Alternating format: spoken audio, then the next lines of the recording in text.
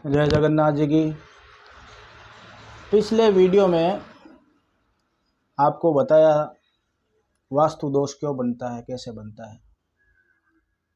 अब हम भवन निर्माण की जो है आपको प्रक्रिया बताते हैं, जिससे कि हमें वास्तु दोष नहीं लगे। वैसे तो वास्तु शास्त्र अथाह है। वास्तु शास्त्र के अनुसार एक आम आदमी यदि भवन बनाना चाहे तो वो संभव नहीं है।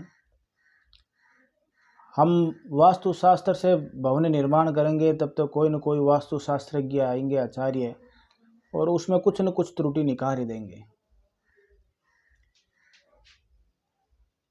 आम आदमी के लिए कि भाई भवन निर्माण हम कुछ इस हिसाब से करें जिससे कि वास्तु दोष जो है नहीं बने और हम उसमें सुखी जीवन बिता सकें। पहले तो वास्तु भगवान की स्थिति जो है भूमि में किस प्रकार है उसे आप एक बार देख लीजिए। मुख्यतः 4 दिशाएं हैं: पूर्व, पश्चिम, उत्तर और दक्षिण। पूर्व, पश्चिम, उत्तर, दक्षिण, ये 4 दिशाएं हो गई हमारी। ये आपका प्लॉट जो आप जिस पर भवन बनाना चाहते हैं।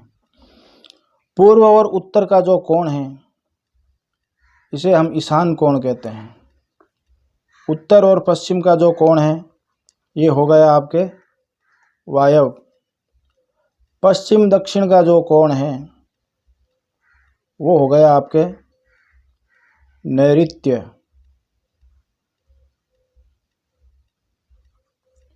और दक्षिण और पूर्व का जो कोण है वो हो गया आपके अग्निकोण। 4 मुख्य दिशा, 4 इनके कोण, आकाशलोक और पथालोक, ये 10 दिशाएं हो गई। अब वास्तु की जो स्थिति है वो इस प्रकार है, देखिए। अधोमुख उल्टे शयन किए हुए हैं। पूर्व और उत्तर का जो ईशान कोण है इसमें वास्तु पुरुष की जो है सिर है।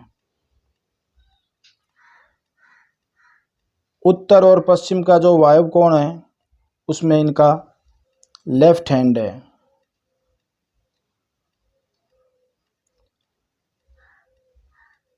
पश्चिम और दक्षिण का जो नैऋत्य कोण है इसमें कमर और कमर के नीचे का भाग जो पैर वगैरह हैं वो इसी ओर है।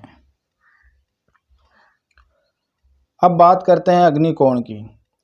अग्निकोण के अंदर जो है इनका राइट हैंड, जिसे दायां हाथ कहते हैं, वो अग्निकोण में है।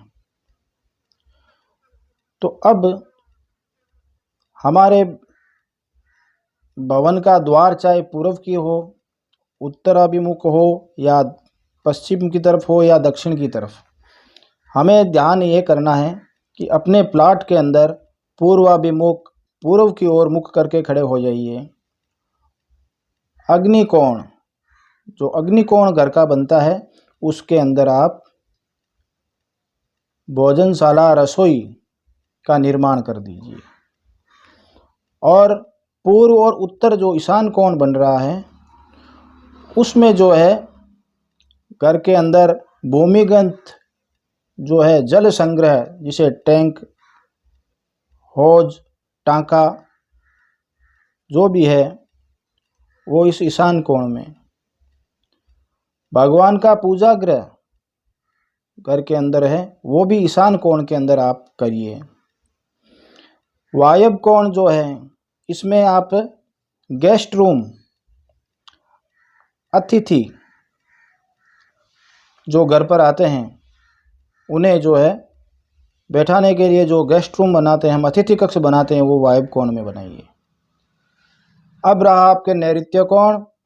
नैऋत्य कोण जो है घर के मुखिया का शयन कक्ष, वो इस ओर बनाइए। दक्षिण पश्चिम जो नैऋत्य का भाग आ जाता है, यहाँ से लेकर पूर्व और पश्चिम का जो उत्तर का भाग है आधा हिस्सा, इससे इधर इधर आप लेट बात बना सकते हैं, जिससे हमारे भवन में किसी भी प्रकार का वास्तु दोष नहीं रहेगा। भूगर्भ, ये जो भूगर्भ है, बीच का जो हिस्सा है, यहाँ पर वास्तु भगवान की नाभि है। तो इस भाग को खुला छोड़िए। यहाँ किसी भी प्रकार का वजनदार निर्माण या टाँका होज वगैरह खुदाई ना करें, क्योंकि वास्तु के पेट की खुदाई होने पर घर में रहने वाले सभी जो हैं उदर संबंधित विकार से, पीड़ा से पीड़ित रहते हैं। तो ये जो है एक सरल सा, एक आसान सा भवन निर्माण का जो है मैंने आपको वास्तु के अनुसार बताया है। गृह लक्ष्मी जो है उसका भी एक अपना योगदान होता है घर को आगे बढ़ाना या पीछे धकेलना। वो वाणी पर निर्भर करता है उसकी। देखिए, आज से 40 वर्ष पहले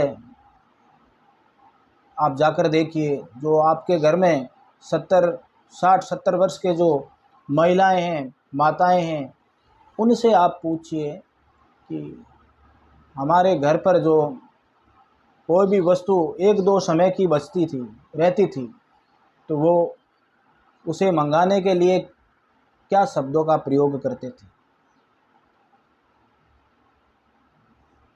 वो जब, जैसे कि आज के युग के अंदर हमारे घर के में सबसे ज़्यादा खपत जो होती है, अन्न से भी ज़्यादा है चाय और चीनी। अब एक उदाहरण देते हैं कि जैसे चीनी अभी घर में 1-2 समय की रहती है, तो आज जो है माताएं हैं वो यही बोलती है कि चीनी ख़त्म हो गई है। आप शब्दों पर ज़रा ध्यान दीजिए। माताएं बोलती है चीनी ख़त्म हो गई है, चीनी ख़त्म हो गई है या चीनी नहीं है। नकारात्मक शब्दों का प्रयोग हर घर में हो रहा है और इसी से हम जो है पीछे भी जा रहे हैं, क्योंकि वास्तु भगवान जो है वो एक आशीर्वाद सदैव देते हैं। जो ही गृह लक्ष्मी बोलेगी, उसके होठ जो ही हिलते हैं, दृष्टि पड़ती है कि हाँ, यह गृह लक्ष्मी है, मुझसे अपने घर के लिए कुछ मांग रही है, तो वो बोलते हैं तथास्तु। और साथियों, तथास्तु का अर्थ होता है ऐसा ही हो। कैसा? कि जिस प्रकार गृह लक्ष्मी ने बोला है। गृह लक्ष्मी क्या बोलती है? शक्कर ख़त्म हो गई है, तो वास्तु भगवान बोलते हैं तथास्तु, ऐसा ही हो, ख़त्म हुई हुई रहे। ये चीज़ घर में है ही नहीं, तथास्तु कि रहेगी भी नहीं। और आज से 40 वर्ष पहले, 50 वर्ष पहले जो है वो बोलते थे ये चीज़ बढ़ गई है। यहाँ राजस्थान में, मारवाड़ी में कहते हैं शक्कर बढ़ गई। बढ़ गई मतलब बढ़ गई। तो पुरुष जो है वो समझ जाते, बढ़ गई मतलब अब नहीं रहे, 1-2 समय की है, तो वो सामग्री उपलब्ध करा देते थे। तो बढ़ना शब्द जो है वृद्धि कारक है, इसलिए बहुत कम होने के पश्चात भी जो है हमेशा घर के अंदर वृद्धि ही वृद्धि रहती थी। अब जो है हम 50-50 किलो के सीधे बोरे डलवाते हैं घर पर, फिर भी कुछ टाइम होता है और कहते हैं शक्कर ख़त्म हो गई। क्यों हो गई? क्योंकि हमारी वाणी जो है वो वृद्धि कारक नहीं है, ख़त्म हो गई साहब, है ही नहीं, तो वो बढ़ेगी कैसे? इसलिए माताएं विशेषकर ध्यान दें कि घर में जो नकारात्मक शब्द जो हैं उनका प्रयोग कम से कम करें। आप यह भी कह सकते हैं कि चीनी लानी है, लाना शब्द भी वृद्धि कारक है। यदि आप ऐसा नहीं कह सकते कि चीनी बढ़ गई है, चाय पत्ती बढ़ गई है, गेहूं बढ़ गया है, तो आप यह कह सकते हैं कि लाना है। लाना शब्द भी वृद्धि कारक है। और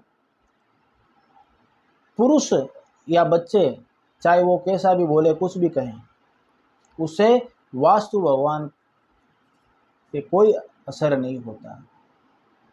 मंत्र भी यही कहता है, वास्तु पुरुष नमस्तुभ्य भूये सैने प्रभु मद गृहे, मद गृहे, मद मतलब मेरे घर में, मद गृहे धन धान्यादि स्मृति कुरु सर्वदा। हे वास्तु भगवान, आप इस भूमि में निवास करते हुए मेरे घर के अंदर निरंतर धन और अन्न ऐश्वर्य की वृद्धि करें। हे वास्तु भगवान, आपको नमस्कार है। इसी के साथ साथियों, जय जगन्नाथ की।